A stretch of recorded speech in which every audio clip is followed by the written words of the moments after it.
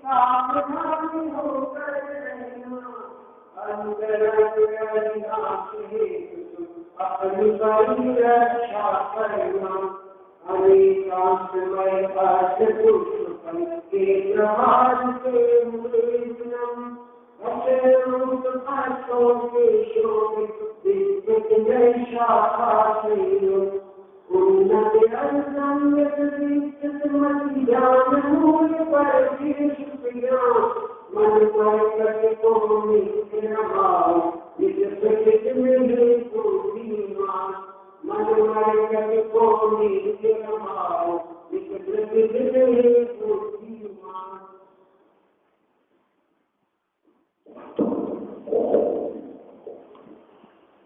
मेरे ग्रंथों द्वारा परिग्रह ग्रहण का निषेध, इस प्रकरण के संदर्भ में अपनी यहाँ चर्चा चल रही थी। जो स्वयं निर्ग्रंथ हो गए हैं,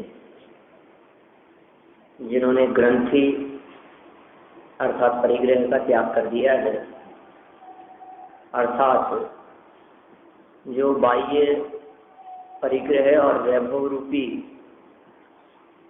कीचड़ को धो चुके हैं, अब उन्हें पुनः परिग्रह धारण करना माने पुनः गंदगी से युक्त होना योग्य नहीं। माने यहाँ स्पष्ट शब्दों में ये बात कहना चाहते हैं कि जिन्होंने परिग्रह आदि का त्याग कर दिया, अब उनके द्वारा परिग्रह ग्रहण करना योग्य नहीं है। वे आहार तो ग्रहण करते हैं, आहार ग्रहण करते हुए भी उनको हृदय में लज्जा होती है, इसलिए प्रथम तो करते ही नहीं है। और कदाचित ग्रहण करने के लिए जाएं तो भी अल्प नवदा भक्ति पूर्वक, और बहुत प्रकार के यहाँ हेतु दे दिए थे, ले तक बढ़ावन हेतु, तन के पोषण के लिए नहीं, ठीक है ना, राग नहीं बढ़े उसमें, बिना दिए हुए नहीं लेते, देने वाला व्यक्ति कितनी भक्ति भावना से दे रहा है, ये बहुत सारी बातें उसमें गर्भित होती है, तब जाके वे आहार ग्रहण करते हैं। और सिर्फ आहार ही ग्रहण करते हैं, जो धनादि दुष्ट परिग्रह हैं उनका तो वे कैसे ग्रहण कर सकते हैं। जिस व्यक्ति को आहार ग्रहण करने में भी संकोच होता हो, वो व्यक्ति धन कैसे ले सकता है। जो व्यक्ति आप समझिए, आप थोड़ा सा कुछ देते हो और वही लेने में जिसको संकोच होता हो, तो आप कैसे उम्मीद कर सकते हैं कि ये खूब पैसे ले लेता होगा। माने ये बात संभव नहीं है। जो व्यक्ति सम्मान में गले में माला भी नहीं पहनता हो, उसके लिए भी मना करता हो, वो व्यक्ति कहीं किसी जगह पर जाकर धनादि ले ले, ऐसा बात कैसे संभव है। तो यहाँ मुनिराजों के संदर्भ में, व्रतियों के संदर्भ में, त्यागियों के संदर्भ में निर्देश दिया है एक प्रकार से ऐसा कि भाई यदि लंगोटी मात्र का भी परिग्रह होगा तो वो मुनि नहीं है, अणुव्रति की श्रेणी में आ गया। आप सोचिए कितने दुनिया भर के परिग्रह हैं, घर बार आदि सबका त्याग करके सिर्फ एक लंगोटी, एक वस्त्र जिसने रखा हो, उस एक वस्त्र को रखने पर भी वो मुनि नहीं है, अणुव्रति हो गया, वो एक स्टेप नीचे आ गया वहां से। तो हम कह रहे हैं लंगोटी रखने पर भी जब नीचे आ गया तो फिर दूसरे परिग्रह तो कैसे रख सकता है मुनि, अर्थात नहीं रख सकता। तब आगे बढ़ते हैं अपन कलिकाल का चक्रवर्तित्व। कलिकाल का चक्रवर्तित्व हेडिंग दिया है, और हेडिंग के नीचे कोई चर्चा नहीं की है इन्होंने, क्योंकि इन्होंने पिछला जो श्लोक लिखा था उसकी उत्थानिका में कह दिया था आगामी 2 छंदों में इस बात का निषेध करेंगे, इसलिए यहाँ कोई अलग से बात नहीं कही है। दातारो ब्रह्मचारिण किल धनम देयं तदात्राशनम गृह्णन्तः स्वशरीरतोऽपि विरताः सर्वोपकारेच्छया लज्जैषैव मनस्विनां ननु पुनः कृत्वा कथं तत्फलम् रागद्वेषवशी भवन्ति तदिदं चक्रेश्वर त्वं कलेः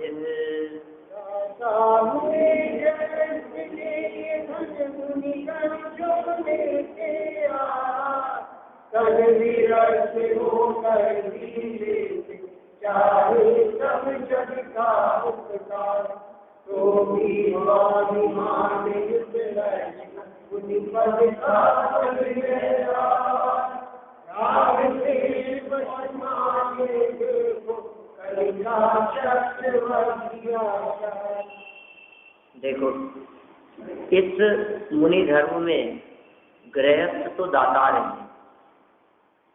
क्या मुनि धर्म में स्थिति क्या है? गृहस्थ तो दातार है और देने योग्य भोजन धन है।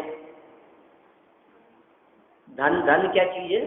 भोजन, योग्य भोजन तथा सबके उपकार की इच्छा से शरीर से विरक्त रहते हुए भोजन ग्रहण करना। उपकार की भावना रखते हैं, शरीर से विरक्त हो गए हैं, भोजन ग्रहण करते हैं, ऐसी क्रिया है। यह भी बुद्धिमानों के लिए लज्जा की बात है। यह बड़े आश्चर्य की बात है कि मुनि इस भोजन को वेश का फल समझकर, जो वेश उन्होंने धारण किया है उस वेश का फल समझकर राग द्वेष के वशीभूत होते हैं। यह कलिकाल का चक्रवर्ती बना है।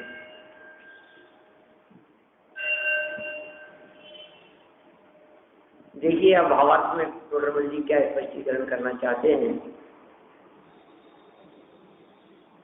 गृहस्थ तो अपनी भक्ति से दातार होता है।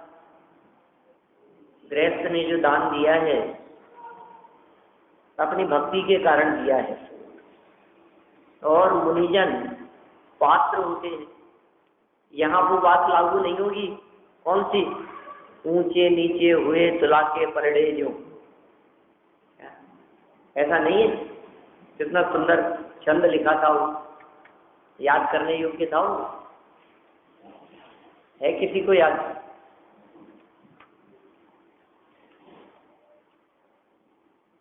वांछक पाता जो गति ऊर्ध्व गति नहीं वांछक जो, स्पष्ट बताते ऊंचे नीचे हुए तुला के पलड़े जो।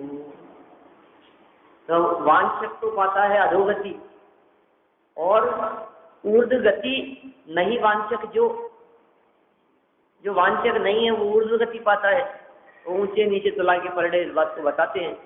तो यहाँ देने वाला कौन है और लेने वाला कौन है? कि देने वाला गृहस्थ है और लेने वाला मुनि। देने वाला गृहस्थ और लेने वाला मुनि। तो लेने वाला नीचे होता है ना, तो मुनिराज नीचे हो गए होंगे और गृहस्थ ऊपर होगा।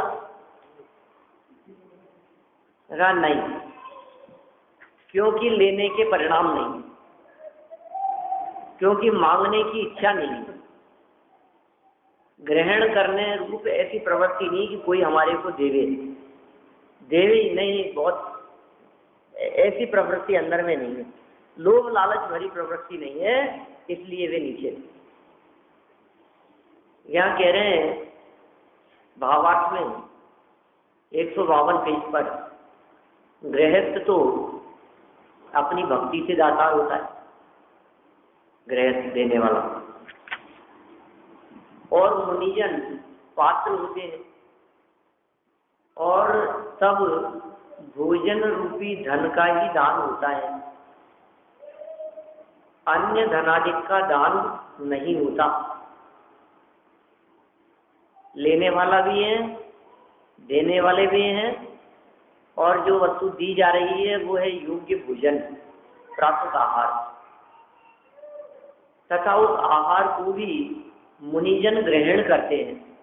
क्या?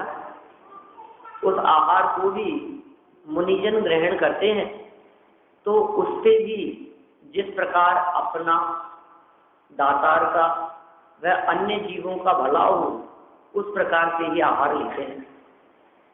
अभी ये बातें आगे शायद मेरे ख्याल से स्पष्ट करने वाले हैं। दाता में किस किस तरह के गुण होने चाहिए, देने वाले में, लेने वाले में, इस तरह की चर्चाएं जो है इस ग्रंथ के अंदर की गई है, आई है ऐसी चर्चा। ये कह रहे हैं धनाधिक का दान नहीं होता, उस आहार को भी मुनिजन ग्रहण करते हैं, और उससे भी जिस प्रकार अपना और दातार और अन्य जीवों का, तीन बातें कह दी, अपना भी भला हो, देने वाले का भी भला हो, और अन्य जीवों का भी भला हो, उसी प्रकार से आहार ग्रहण करते हैं, आहार लेते हैं।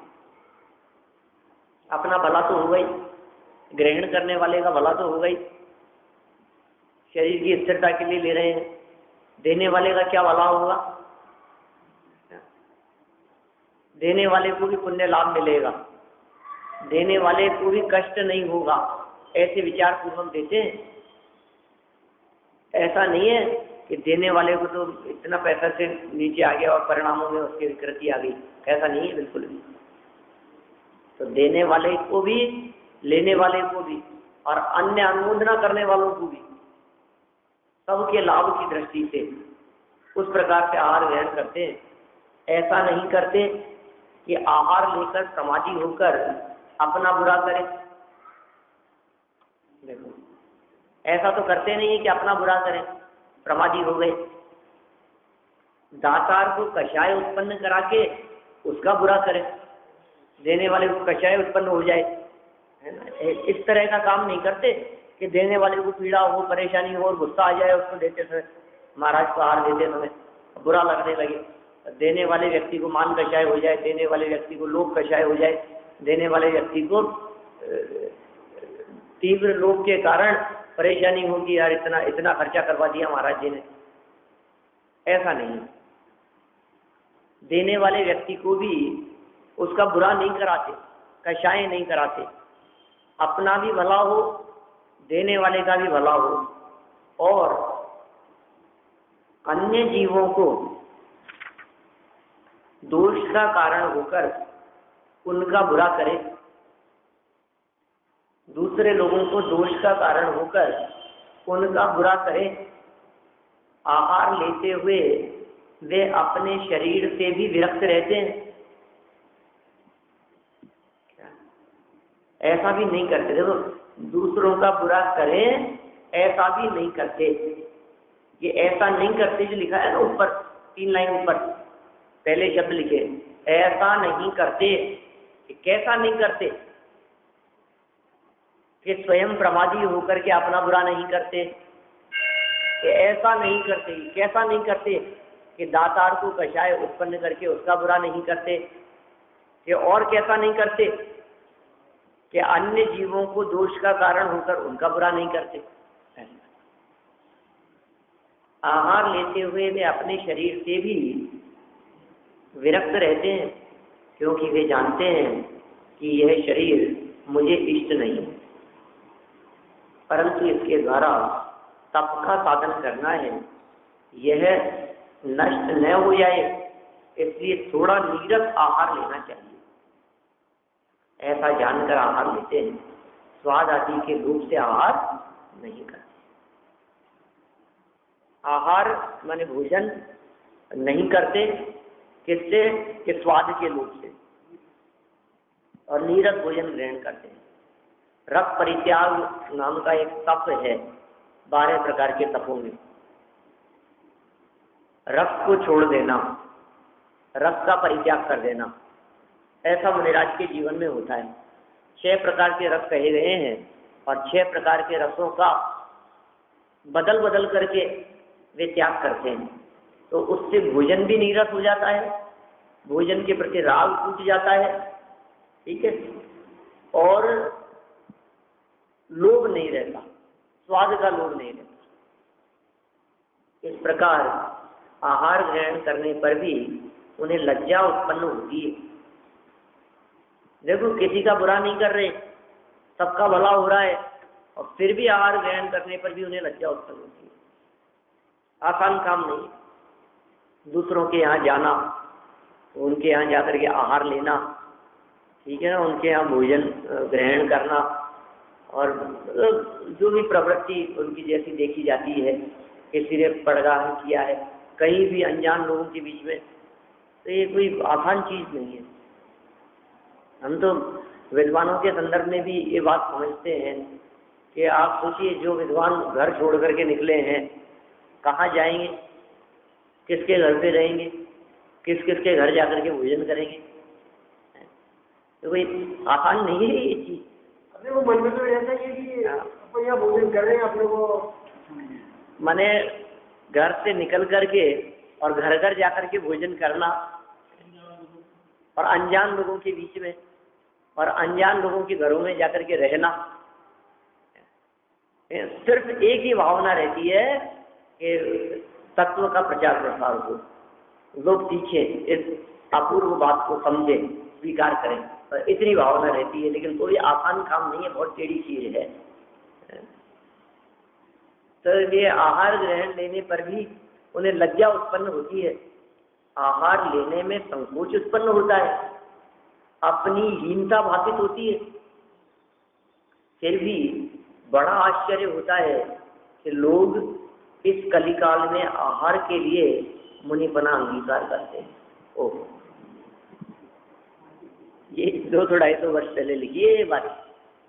बड़ा आश्चर्य है कि लोग इस कलिकाल में, सच्चे मुनिराजों की तो ये दशा है कि आहार लेने में भी खेद होता है, उन्हें लज्जा आती है। लेकिन ऐसे लोग भी जगत में दिखाई देते हैं। हम वर्तमान में किसी पर उंगली नहीं उठा रहे, हम किसी पर कोई आक्षेप नहीं कर रहे हैं, लेकिन ऐसा भी लोग हो सकते हैं दुनिया में जो आहार के लिए मुनिपना अंगीकार करते हैं। शास्त्र की बात पढ़ रहे हैं पर 200-250 साल में जो प्रोग्राम में लिखा है, मूल उसमें श्लोक नहीं आई है ना ये बात। हाँ, 1000 साल पहले श्लोक में आई है ना बात। माने उस समय भी होता था, हुआ करता हूँ। 1000 साल पहले की श्लोक है। आहार के लिए, कली काल में आहार के लिए मुनिपना अंगीकार करते हैं। वे इस वेश द्वारा आजीविका की सिद्धि करते हैं। इस मुनि वेश के द्वारा वे क्या कर रहे हैं? आजीविका की सिद्धि कर रहे हैं, मानो उनको आजीविका मिल गई हो। वैसे व्यवस्था कुछ नहीं थी, और लोग कहते हैं ना, मूर्ण मुड़ाए 3 गुण, सिर की मिट गई खाज, खाने को लाडू मिले और लोग कहें महाराज। लोग भी प्रशंसा करें, चरणों में झुके, सब अवगत करें उनकी, पीछे लगाना चाहें उनसे, और सर में जो खाज चलती थी वो भी मिट गई, और खाने को खूब मिष्ठान मिलने लगे। देखो भाई, किसी मुनिराज की निंदा नहीं है। हम किसी मुनिराज की निंदा कैसे कर सकते हैं? क्योंकि मुनिराज को तो दिन में 100 बार नमस्कार करते हैं हम, पंच नमस्कार मंत्र के रूप में। नमो लोहे सव्य साहुणम कहते हुए हम दिन में कितनी बार नमस्कार मंत्र बोलते हैं, तो हर बार उन्हें नमस्कार करते हैं, भावपूर्वक नमस्कार करते हैं, मुनिराजों का स्मरण करके उन्हें नमस्कार करते हैं। ठीक है, तो उनकी तो बात हो ही नहीं सकती। जो मुनि है बात उनकी नहीं चल रही है, लेकिन जो मुनि नहीं है उनकी यहाँ बात चल रही है। यहाँ तो आचार्य देवी कहना चाह रहे हैं कि भैया, यदि तुम मुनिव्रत अंगीकार करो तो आजीविका के लिए मत करना। हम यदि मुनिव्रत अंगीकार करें तो ऐसा सोच करके नहीं करें, कम से कम खाने की तो व्यवस्था हो जाएगी। और फिर कोई कहे कि नहीं नहीं ऐसे ही नहीं, विधि मिलती है, तो अरे विधि तो किसको पता मेरे मन में क्या चल रहा है, मिली कि नहीं मिली। एक आध 2 छोड़ दिए, एक आध चक्कर लगा लिए, फिर ग्रहण कर लो, उसमें क्या हो गया? इसको क्या पता कौन सी विधि लेकर के चले थे और क्या मिलना है। ऐसी मायाचारी रखने वालों की यहाँ बात नहीं, उनका निषेध कर रहे हैं। कलिकाल का प्रभाव बता रहे हैं भैया। कलिकाल में आहार के लिए मुनिपना अंगीकार करते हैं, इस वेश द्वारा आजीविका की सिद्धि करते हैं। देखो ये आजीविका की स्थिति में एक अगला स्टेप लिया जा सकता है। पिछले वाक्य तक तो कहा था आहार के लिए अंगीकार करते हैं, और फिर कहा आजीविका की सिद्धि करते हैं माने धन संग्रह करते हैं। धन संग्रह करे, पैसा इकट्ठा करे। तो आपको पैसा ही यदि कमाना था, एकत्रित करना था, तो आप बिजनेस क्यों नहीं कर लेते हो?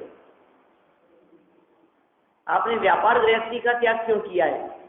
व्यापार गृहस्थी का तो त्याग कर दिया, और व्यापार गृहस्थी का त्याग करके ये धन संग्रह करने का एक नया व्यापार चालू कर दिया। किसी भी नाम पर, किसी संस्था के नाम पर, किसी ट्रस्ट के नाम पर, कोई किसी भी चीज के लिए कोई न कोई कारण बनाकर और आपने समाज से अपील करना चालू कर दिया और लोगों से पैसा इकट्ठा शुरू करना चालू कर दिया, और फिर वो पैसा इकट्ठा करके फिर दूसरी जगह ले जाने लगे। कई बार ऐसे विरोध हो जाते हैं। जयपुर जैन समाज में मैंने बहुत लोगों से सुना है, कईयों के बारे में, यहीं पर किताब अरे वाह हमारे यहाँ तो व्यवस्था हो नहीं रही है, और वो आए और हमारे यहीं से पैसा इकट्ठा करके ले गए।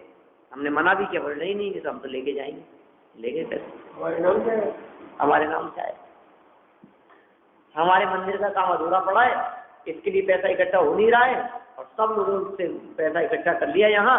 हम तो सोच रहे थे हमारे लिए होगा, कहा नहीं इकट्ठा हमने किया, हम तो वहां के लिए ले जाएंगे। ये कह रहे हैं कलिकाल में भैया इस भेष द्वारा, भेष की बहुत कीमत है, भेष की ही पूजा होती है। सबने कृष्णियों की पूजा नहीं कही कहीं भी, क्योंकि वो अंदर में पता नहीं लगता है उसका। जब तक व्रत अंगीकार नहीं करे, व्रती नहीं होवे, तब तक वो व्यक्ति पूज्य नहीं। जनागम में तो भेष पूज्य है। अरहंत परमात्मा भी अंदर में उनकी वितरागता और सर्वज्ञता है, लेकिन बाहरी वेश की पूजा करते हैं हम। नग्न दिगंबरत्व, अनंत चतुष्टय के धनी, समव शरणादि लक्ष्मी से युक्त, अष्ट प्रातिहार्यों से युक्त ऐसे दिगंबर मुनिराज, पीछी कमंडल। किसके भक्त हो आप? मुनिराज होंगे। कौन से मुनिराज के? पीछी कमंडलधारी मुनिराज। साहब आप कोई तो बताओ, कोई खास, कोई मुनिराज खास? क्या बात करते हो आप? लोग रिश्तेदार हैं हमारे, कोई मुनिराज खास नहीं है, लेकिन सब मुनिराजों की हम पूजनीय है। सब पीछी कमंडलधारी है, 28 मूल गुणों के पालन करता है, और लेकिन ये ऐसे आजीविका की सिद्धि करने वाले नहीं, किसी अन्य आडंबरों में उलझे हुए नहीं, लंगोटी मात्र परिग्रह रखने वाले मुनि नहीं है, एक परिग्रह रखने वाला मुनि नहीं है, तो फिर जिसके साथ में लवाजमा हो वो मुनि नहीं, हम उनकी बात नहीं करते। हाँ, लेकिन जिनमें निर्ग्रंथपना देखा जाता है, हम उन सभी निर्ग्रंथ मुनिराजों के उपासक हैं, उनके आराधक हैं। देखिए कलिकाल में आश्चर्य होता है, बड़ा आश्चर्य होता है, साधारण बात नहीं है। बड़ा आश्चर्य होता है कि इस कलिकाल में आहार के लिए मुनि बना अंगीकार करते हैं लोग। वे इस वेश द्वारा, सोचिए यदि ये वेश न होवे तो काम नहीं होते। ये इस वेश के द्वारा आप बहुत कुछ कर सकते हैं। तो वे इस वेश द्वारा आजीविका की सिद्धि करते हैं। अतः हमें ऐसा भाषित होता है कि यह कलिकाल के चक्रवर्ती पने की महिमा है। जैसे चक्रवर्ती अपने क्षेत्र में रहने वाले देव आदि से भी अपनी आज्ञा मनवाता है, वैसे यह कलिकाल में अपनी मर्यादा में उत्पन्न होने वाले मुनि आदि से भी विपरीत प्रवृत्ति करवाता है। कलिकाल का चक्रवर्ती बना है। यदि ये काल का ही दोष है तो इस काल में ऐसे मुनि मानना चाहिए। लो साहब देखो क्या क्या प्रश्न उठाया है, कितना जबरदस्त प्रश्न उठाया है। काल का दोष है साहब, तो फिर अब कैसे भी हो मान लेना चाहिए ऐसे मुनिराजों को भी। काल का ही दोष है तो उनका क्या दोष है? ऐसा ही काल चल रहा है, इस काल में तो ऐसा ही होगा। हाँ, सही बात है। तो कह रहे हैं उत्तर जिस प्रकार कलिकाल में अन्याय की प्रवृत्ति होती है, लेकिन उसे न्याय नहीं मानना चाहिए। क्या इस कलिकाल में अन्याय की प्रवृत्ति बहुत विशेष देखी जाती है। जो अन्याय, धोखाधड़ी और बेईमानी आज के समय में देखी जा रही है, आज के 50 साल पहले ऐसी बेईमानी, धोखाधड़ी नहीं हुआ करती थी। साहूकार होते थे, न्याय नीति से चलते थे, ईमानदार होते थे। अरे जैनियों की ईमानदारी की एक धाप हुआ करती थी। सत्य और ईमानदारी के लिए जैनियों का एक वर्चस्व था किसी समय में, किसी काल में। आज घराने में जितने लोग काम करते थे, दिगंबर जैनी ही काम करते थे। दिगंबर जैनी काम करते थे। आप जितने बड़े बड़े ऊंचे पदों पर आपको दिखेंगे, दीवान साहब जैसे ऐसे अच्छे पदों पर जैनी लोग कार्य किया करते थे। और आप देखो, आप जितने दीवान जी के मंदिर वगैरह और ये सब दिखते हैं, कितने मंदिर हैं ऐसे जयपुर में। आदमी को एक भी नहीं। बिल्कुल। फिर जैसे जैसे युग बदलता चला गया, समय और काल बदलता चला गया, विकृतियां आती चली गई। न्याय मार्ग पर चलने वाले अपने नाम और अपने उसका दुरुपयोग करने लगे, अन्याय करने लगे। तो ये कह रहे हैं कलिकाल में अन्याय की प्रवृत्ति होती है, विशेष देखी जाती है, लेकिन उसे न्याय नहीं मानना चाहिए। ऐसा जानना चाहिए कि इस अन्याय की प्रवृत्ति काल दोष से है, ऐसा समझ लो। उसी प्रकार कलिकाल में भ्रष्ट वेशधारियों की प्रवृत्ति होती है। इस कलिकाल में जो भ्रष्ट हो गए हैं, जो वेशधारी हैं, उनकी प्रवृत्ति होती है, लेकिन उन्हें मुनि नहीं मानना चाहिए। ऐसा जानना चाहिए कि ऐसे भेषधारियों की प्रवृत्ति काल दोष से होती है। ठीक है। जैसे यह कहा जाए कि यह कार्य किसी दुष्ट के उदय से हुआ है, माने पाप कर्म के उदय से हुआ है, तो वहां दुष्ट के समान उस कार्य की भी निंदा समझना चाहिए। पाप के समान, पाप के उदय से हुआ है ना, तो उस कार्य की भी निंदा समझना चाहिए। वैसे ये कहा जाए कि यह कार्य कलिकाल से उत्पन्न हुआ है, तो वहां कलिकाल के समान उस कार्य की भी बहुत निंदा समझना चाहिए। इसलिए भोजनादि के लिए रागी द्वेषी होने वाले वेशधारी मुनियों की निंदा करने के लिए यहाँ कलिकाल की महिमा कही है। राग द्वेष करें किसके लिए? आहार के लिए। क्या बात कर रहे हो? आहार के लिए राग द्वेष कर रहे हो। भोजन ग्रहण करने के लिए जिनके हृदय में लज्जा आए वे तो सच्चे मुनि, और जो भोजन मांगते हो, जो अपने उद्बोधन के माध्यम से कहते हो कि आपको चौके लगाने चाहिए, आपको व्यवस्था करनी चाहिए, आपको हमारा ध्यान रखना चाहिए, हम लोगों ने आपके भरोसे घर गृहस्थी छोड़ी है, बताओ कौन सा घर है हमारा, अब आप लोग ही ध्यान नहीं रखोगे तो फिर क्या होगा बताओ। आसान काम थोड़ी ना है हम जो ये काम कर रहे हैं। हमने इतना बड़ा त्याग किया है, हमारे पास में क्या कमी थी? रोटियों की कोई कमी थोड़ी नहीं थी हमारे पास में। इतनी बड़ी समाज होकर के हमारे लिए इतनी सी आहार की व्यवस्था नहीं कर सकते आप? कह रहे हैं आहार के लिए राग द्वेष करें। ऐसे भेषधारी मुनियों की निंदा करने के लिए कलिकाल की महिमा बताइए है, कही है। आगे बढ़ते हैं, कोई विशेष बात नहीं है। कर्मों के निमित्त से होने वाली हानि। कर्मों के निमित्त से क्या हानि हुई है और क्या हानि हो जाती है। हे जीव, तू कर्मों के अधीन होकर राग द्वेष करता है। क्या करता है तू?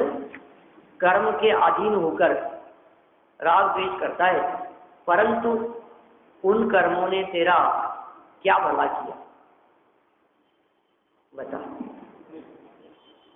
यह बात आगामी छंद में कहते, माने ये कर्म तो तेरा बुराई करने वाले हैं, इन कर्मों ने तेरा कुछ भला नहीं किया है। लगता है हमारे को ऐसा या कर्म ने हमारा भला किया है। जो पुण्य कर्म का उदय आता है ना, सब चाहते हैं उसको, सबको पुण्य का उदय चाहिए, सबको पुण्य का फल चाहिए।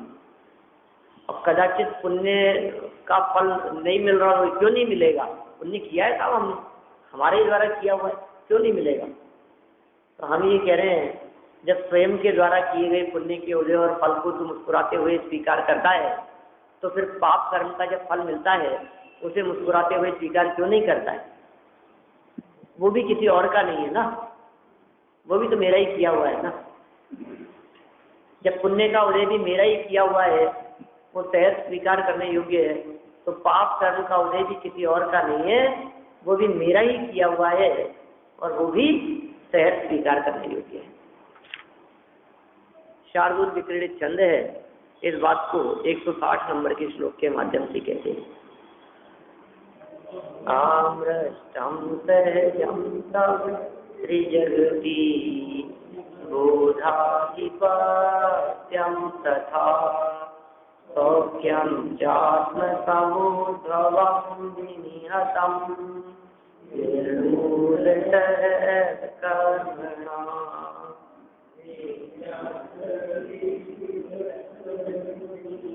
सुखै संद्राप्यसे निरपः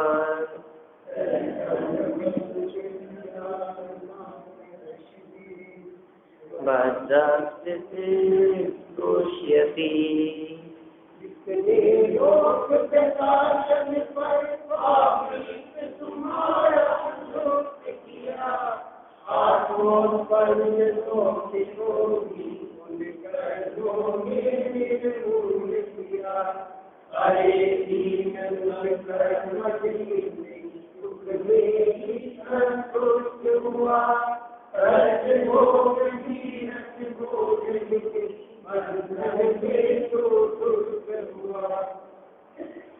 जिसने लोक प्रकाशक का हमको केवल ज्ञान दिया है, नीचे लोक को प्रकाशित करने वाला, पर स्वामित्व तुम्हारा केवल ज्ञान पे स्वामित्व होता, सोचो तुम केवल ज्ञानी हो जाते, वो स्वामित्व तुम्हारा लुप्त किया, माने केवल ज्ञान प्रकट नहीं होने दिया। ज्ञानावरणी कर्म में ज्ञानावरणी कर्म का उदय रहा तो केवल ज्ञान नहीं हो सका। तुम जिन कर्मों को भला मान रहे हो, जिन कर्मों को अच्छा मान रहे हो, उन कर्मों ने तुम्हारा क्या भला किया? बोलो कर्म के उदय से अनुकूलताएं मिल गई, लेकिन कर्म के उदय ने ये भी तो काम कर रखा है परमानेंट। आत्मोत्पन्न सौख्य को भी उन कर्मों ने निर्मूल किया। आत्मोत्पन्न सुख, उस सुख को भी उन कर्मों ने निर्मूल कर दिया, माने उस कर्म ने आत्म सुख को उत्पन्न नहीं होने दिया। अरे दीन, हे दीन, उन कर्मज माने कर्म से उत्पन्न इंद्रिय सुख में ही संतुष्ट हुआ। देखो, जिस कर्म ने तुझे अतीन्द्रिय आनंद नहीं लेने दिया, जिस कर्म ने तुझे केवल ज्ञान प्रकट नहीं करने दिया, जिस कर्म के उदय के निमित्त से तुझे पूर्ण सुख और पूर्णता की प्राप्ति न हो सकी, उस कर्म के उदय में थोड़ा बहुत इंद्रिय सुख मिल गया, तो तू कैसे मानो नीरस और गंदे सड़े भोजन में संतुष्ट हो गया हो, ऐसी दशा दिखाई दे रही है। किसी व्यक्ति को बहुत मेवा मिष्ठान मिल सकता था, लेकिन उस व्यक्ति को सूखी रोटी मिल गई, वो कहता है कि ये तो बहुत उपकार है भाई तुम्हारा। तो उपकार, किसी व्यक्ति ने बहुत बड़ा काम किया और उस बहुत बड़े काम के फल में उसको बहुत बड़ा सम्मान पुरस्कार मिलना था, क्या मतलब 1,50,000 रुपये उसको मिलने थे, 5-10 लाख रुपए मिलने थे उसको। इतना बड़ा काम किया, इतना बड़ा उसने बहुत योग्य कार्य किया है, और उस व्यक्ति को कोई बीच में पढ़कर कोई धोखेबाज बेईमान व्यक्ति कोई उसको 5,000 रुपये इनाम के दिला देंगे क्या? और वो कहे अरे साहब आपका तो बहुत बहुत उपकार है, आपने मेरे को इतना दिला दिया 5,000 रुपये, बहुत बहुत धन्यवाद आपको। कह रहे मूर्ख, ये जो बीच में पड़ा था ना, ये बीच में पड़े हुए व्यक्ति ने तेरा वो लूट लिया सारा वैभव, और इसके बीच में पड़ने से तुझे सिर्फ इतना सा मिला है, और तू ऐसा मूर्ख है कि तू इतने मात्र में संतुष्ट हो रहा है। तू कह रहा है बहुत बहुत बड़ा काम हो गया। तो ये जो कर्म है, ये सारे के सारे कर्मों की स्थिति ऐसी है। तुझे कर्म के उदय से इंद्रिय सुख मिल गए, तुझे कर्म के उदय से टीवी मिल गया, कर्म के उदय से एसी मिल गया, कर्म के उदय से तुझे मकान मिल गया। ये एसी, मकान, कूलर, फ्रिज, टीवी, ये सब क्या है? ये कह रहे हैं ये उस 5000 बराबर है। कर्म के उदय से मिल गया ना, कर्म का उदय तो अच्छा है, मुझे इससे अपने को सब कुछ मिल जाता है। लेकिन इसी कर्म के उदय ने इतना ही सब कुछ मिलने के दौरान ही क्या कुछ लूट लिया है, उसकी तुझे खबर नहीं। भव विकट वन में कर्म बैरी, ज्ञान धन मेरो हर्यो, तब इष्ट भूल्यो भ्रष्ट होए, अनिष्ट गति धर तो फिर्यो। क्या किया इस कर्म बैरी ने? क्या किया? भव विकट वन में, एक तो भयानक जंगल संसार रूपी, कर्म बैरी, कर्म रूपी शत्रुओं ने किया क्या? ज्ञान धन मेरो हर्यो, मेरे ज्ञान रूपी धन को हर लिया। तो उससे क्या हो गया? ज्ञान रूपी धन को कर्म ने हर लिया, तो हुआ क्या उससे? उससे ये हो गया कि तुझे केवल ज्ञान नहीं हुआ। जब ज्ञान को उन्होंने चुरा लिया तो क्या हो गया कि तेरे में विवेक नहीं रहा, तो भ्रष्ट हो गया, बुद्धिहीन हो गया। और बुद्धिहीन होने से क्या हुआ कि जिनमें सुख नहीं था उनमें भ्रम से सुख मानने लग गया, भ्रष्ट होकर के। कह रहे कितना सावधान रहने की बात कर रहे हैं। आत्मोत्पन्न सुख को भी उन कर्मों ने निर्मूल किया। अरे दीन, हे दीनहीन, उन कर्म से उत्पन्न इंद्रिय सुख में ही संतुष्ट हुआ। तो कर्म के उदय से उत्पन्न इंद्रिय सुख में ही संतुष्ट हो रहा है। कितनी बड़ी गड़बड़ी है ये। कष्ट, भोग और नीरस भोजन, इसके बंधन में तो तुष्ट हुआ, ये तेरी मूर्खता का काम है। माने नीरस भोजन में और कष्टों के भोगने में ही और बंधन में ही तू संतुष्ट हो गया है, ये तेरी मूर्खता का काम है। तेरा स्वभाव और तेरी सामर्थ्य तो ऐसी है जो तू इन सर्व बंधनों से मुक्त हो जाए और सदा सदा के लिए मुक्ति महल में जाकर के निवास करे, ऐसी तेरी स्थिति है। इस तरह से यहाँ कर्मों के निमित्त से होने वाली हानि की चर्चा पंडित जी साहब ने की है। अर्थ और भावार्थ कल अपन आगे पढ़ेंगे।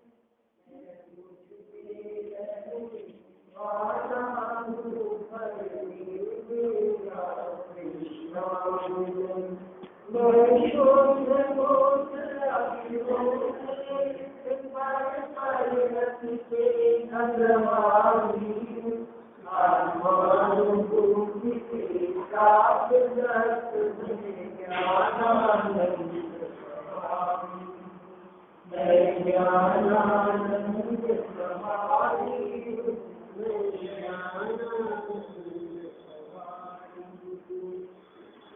संविनाशिनी पुण्यानि प्रकाशिनी अपरिभाषिनी पुराणी शिवकानी शरीरे ज्ञानमे बंधने दीवानी स्वपरमिचानमे कुपरमनानी अनुभवतारे जतारे सायतारे कुर्बानी पुण्यमानी जातारे कुपारी उतारे सुखरी उतारे कुरसु सुखमानी जुमानी की है कुतनमा कनालाली संगीते माता दुनिया की जुमानी कोई जगुनी है झूठे शर्मा नहीं तो पाई तुझे हमारी के ज्ञान से तुझे लोकायो तुम्हारी तक नमो समाधि